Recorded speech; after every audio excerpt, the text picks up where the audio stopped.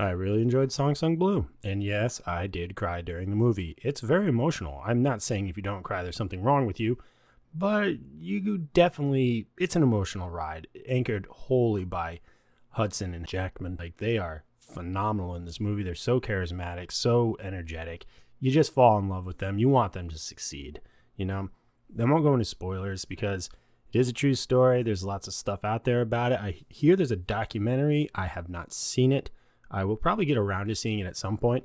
Part of me wonders with the success of this film, if it is successful, if that documentary will end up on the 4K, which I would be very interested in if they do that. Simple premise of the movie. If you've seen the trailer, you've seen it all. Down on his luck, he's a recovering alcoholic. He runs into Kate Hudson's character. They start doing like this Neil Diamond experience. They fall in love. Tragedy hits. How do they deal with it? How do they come out of it? You know, that kind of thing. Nothing new under the sun. So if you're going being like, I wonder what this movie's about, just watch the trailer. It tells you. But it is a very earnest and very emotional film. There's a lot of highs. There's quite a few lows. And you're kind of going along with it, like for the ride.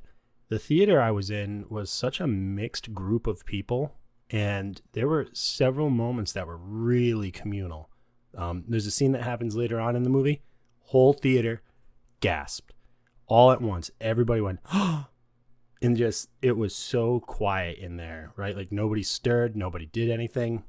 There's another sequence later on, really near the end, where the whole theater just sat motionless. So like there was a lot. It was a really cool communal experience.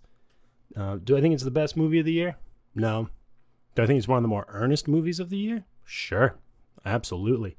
You know, I'm so jaded by a lot of things I've seen. It was kind of nice to go in and just see like what I would consider, like, you remember the Columbia House videos? You remember those? Like you'd sign up and you'd get a couple movies for a penny and then you'd have to get one each month. Like they'd send you one and you had to buy it. I feel like this would have been one of those movies they would have sent us and I would have been okay with it. Like, hey, this is pretty good. I'm not mad at this. It really just comes down to like Hugh Jackman and Kate Hudson though. And they are so adorable and just, I loved it. I loved watching them. If I had a negative, the movie does feel a little long. Like when it falls into some of its more depressing stuff, you know, like everything's going so well. And then of course you need to have tragedy. I thought the tragedy stuff kind of lingered a little too long for me personally. I probably would have cut it down because there's not that much left to the movie when they come out of it. You know, maybe that's how it was in real life, maybe not. But in terms of like how I would structure the movie, I would enjoy coming out of the depression stuff a little sooner. So I could have spent more time with them before we get to the ending of the film. And, you know, that's just me. I have no issues really with the movie other than I just thought they sat in the depression stuff for a little too long. And it is a little over 2 hours. So I would have tightened it up a bit there. But that's really my only complaint. I saw like IGN gave it a 5 and they're essentially complaining that, you know, Hugh Jackman's character is not a very good protagonist and that it would have made more sense from Kate Hudson's point of view. And to that I say, well, IGN, first of all, I don't think you realized that the movie's about both of them. You know, we get introduced to everything through Hugh Jackman's perspective, but there's literally a scene where it changes perspective from like the Hugh Jackman side of the story. And it's not done subtly, IGN, where the camera pans across and then we see Kate Hudson outside and then an event happens. If you've seen the trailer, you know what I'm talking about. So you're going to see it here. She gets hit by a car. And then the movie kind of becomes more about her experience. And then it bounces back between how he's dealing with her experiences, how she's dealing with his experiences. And it's not perfect by any stretch of the imagination, but it does play out very well. And like I said, they're so charismatic and they have such a strong support group of actors and characters. Honestly, I was afraid that the daughters, Hugh Jackman's daughter from his previous marriage in the movie and Kate Hudson's, I thought they were going to Netflix them, if you know what I mean, but they didn't. They actually just become really strong, like pillars to kind of like support each other, but they don't get a whole lot of focus because the movie's smart. It knows we're there for Hugh Jackman and Kate Hudson, but they do have a strong group of supporting cast members around him. The kid's great. All of Hugh Jackman's friends are great. The guy who owns the Thai restaurant in like the third act, one of my favorite like side characters in the whole movie. Just wholesome fun. I really liked it. Like I said, it's very emotional.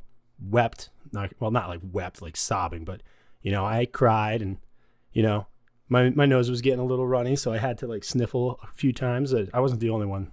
Everybody in the theater, like you could hear people being like, "Oh no," or like, "Don't do this to us," you know, like that kind of mentality. And it was good to kind of that communal experience where everybody's on the same page. Nobody ruined the movie, so it was a really good audience, because I was nervous at first, because whenever you go into these things, people are always chatterboxing. But no, it was really good.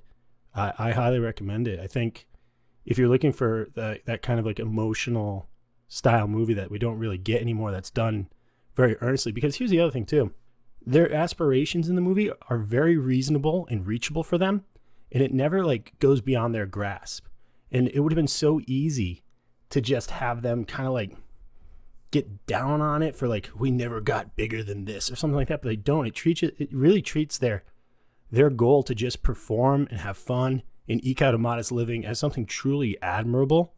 And I really respect the movie for that, because it would have been real easy to just have them be like, look at these small town hicks with their small town dreams. But no, it treats them with quite a bit of respect and reverence. And it's a very earnest and, like I said, emotional movie. Did you guys see this movie? What'd you think? I'm going to probably hunt down that documentary on Netflix, or not Netflix, YouTube, give it a shot. But I think I might wait to see if they bundle it on the 4K. So I don't know.